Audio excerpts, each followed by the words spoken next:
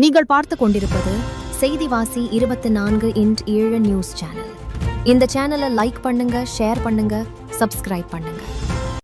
Madurai June 20, 2026.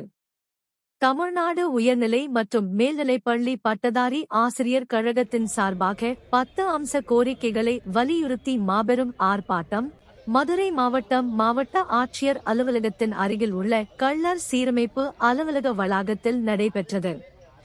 இதில் மாரீஸ்வரன் மாவட்ட தலைவர் தலைமையில் முன்னிலை குமரேசன் மாநில பொதுச் செயலாளர், சபாபதி மாநில சட்டச் செயலாளர், வரவேற்புரை அருள் விஜய் மாவட்ட செயலாளர், கோரிக்கை விளக்க உரை ஸ்ரீ ரங்கநாதன் மாநில துணைத் தலைவர், நன்றி உரை ராஜ்குமார் மாவட்ட பொருளாளர், மேலும் சங்க நிர்வாகிகள் மற்றும் ஆசிரியர்கள் பெரும் திரளாக கலந்து கொண்டு 10 அம்ச கோரிக்கைகளை வலியுறுத்தி மாபெரும் ஆர்ப்பாட்டத்தை நடத்தினர்.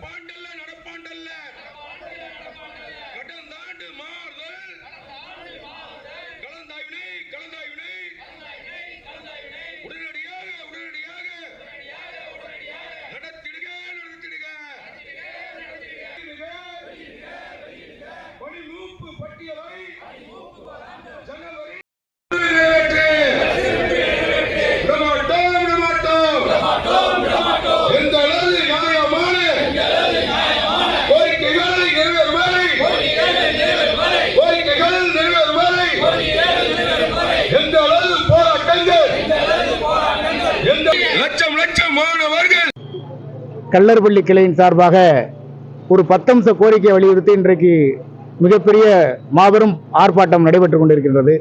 இந்த ஆர்ப்பாட்டம் கள்ளர்பள்ளி கிளையினுடைய மாவட்ட தலைவர் தோழர் மாரீஸ்வரன் தலைமையில் மிகச்சிறப்பாக இந்த கோரிக்கை வலியுறுத்தி நடைபெற்றுக் கொண்டிருக்கிறது. ஒரு பிரதான கோரிக்கை, நாங்கள் ஆண்டாண்டு வருடா வருடம் பொது மாறுதலுக்கான கலந்தாய்வு நடத்துவதற்கான அறிவிப்பை வெளியிட்டு ஆண்டுதோறும் நடத்த வேண்டும் என்ற பிரதான கோரிக்கையை முன்னிறுத்தி இந்த போராட்டம் நடக்கின்றது. அதே போல இன்றைக்கு தலைமை ஆசிரியர் காலி பணியிடம் என்பது மிக பெரிய அளவில் இன்றைக்கு இருந்து கொண்டிருக்கின்றது. அதை உடனடியாக நிரப்ப வேண்டும்.